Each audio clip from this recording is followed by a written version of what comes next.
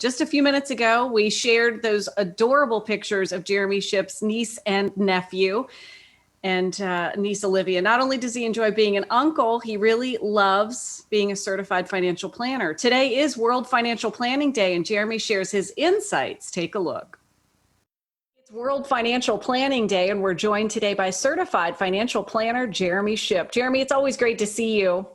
It's great to see you, Jess, especially on this very important day.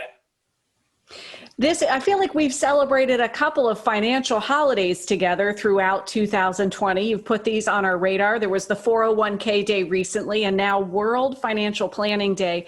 This one's particularly important, and I would imagine pretty engaging for a professional like you because circumstances this year are so different. They sure are. It's so uncertain as far as the times we live in and how volatile things are. And it was interesting that S&P Global did a study and found that 1/3 of adults worldwide are financially illiterate when it comes to things like debt management, financial management, investments, retirement planning. So that was the emphasis around creating World Financial Planning Day, is to bring awareness of the importance of financial planning, and why I'm so excited to talk to you about these 4 important points for it. When you use that term, when you use a word of being illiterate to it, and we all have our shortcomings, our areas where we have opportunities for growth, folks tend to just say, I don't understand it, and walk away from it. But that's a big, big problem because you want to wrap your arms around this for your future. That's exactly right. It's all about your future. And a lot of people will get a little discouraged. They will think that financial planning is only for the wealthy, and that's completely untrue. A lot of people will confuse investment management with financial planning and think they're the same thing. And while financial planning can include investment planning, it's so much more. And so I like to think of it like, look, you have what I call a circle of wealth. Okay, now your circle is larger than some, and some others are larger than yours, but we all have the same common goal, is that we want that to grow over time.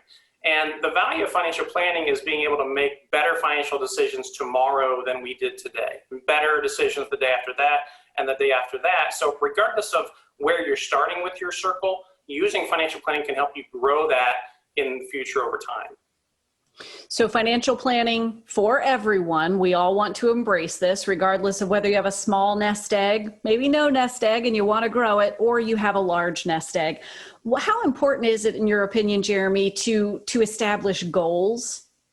Oh, it's huge. I mean, if you don't have a target, if you don't have somewhere you're trying to go, how can you ever get there? So I like to think of the phrase we've heard of saying that aim for the moon. If you miss, you might still hit a star. And for, having that direction of where you're going in your financial life, can make all the difference. Think about it. If you're on the road traveling somewhere in the destination you've got on your GPS, it can reroute you if it knows where you're going to go eventually. But if you don't have a destination, how can you make any course corrections along the way?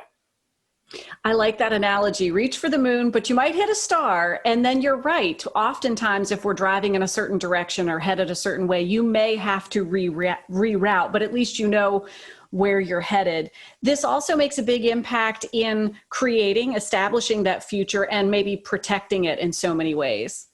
By having that goal and putting that plan in place, the idea of protecting your future is not talking about say shortchanging your current lifestyle. The idea is, let's live today and plan for tomorrow. And by protecting our future financial lifestyle, we can alleviate some of the worry of our day-to-day as far as what we do with our money. And the uncertain times we find ourselves now, I mean, it's easy to understand 2020 is just an uncertain year. That's the best word for it.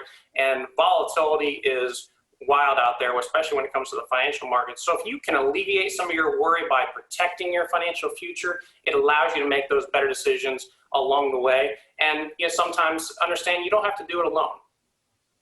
And as we wrap up, Jeremy, we should encourage folks that they should pursue getting the help that they need, right? We mentioned you're a certified financial planner. This is what you do. There are folks available to help you, whether you're starting this journey or enhancing this journey. Yeah, as a financial professional, certified financial planner, my training, my schooling allows me to arm my clients with the information they need to make the best decisions possible to grow their circle of wealth. And as a CFP professional, I've also signed a code of conduct that holds me to integrity and honesty standards, as well as putting my client's interests first. That's a really important piece that a lot of people like to engage with a CFP professional. And for folks wondering how they can find one, the CFP board is made it real easy. You can just go to cfp.net to find a CFP professional. That way you're working with a professional who knows the well-rounded, all the aspects of your financial picture to help you grow that circle of wealth into the future. And here we are on World Financial Planning Day, and you've given us a great stepping point to start launching into this journey. Thank you so much, Jeremy. Thank you for having me, Jessica, and have a great day. Appreciate it. We'll be sure to share all the information on our website, WTVR.com/VTM, so that you can learn more.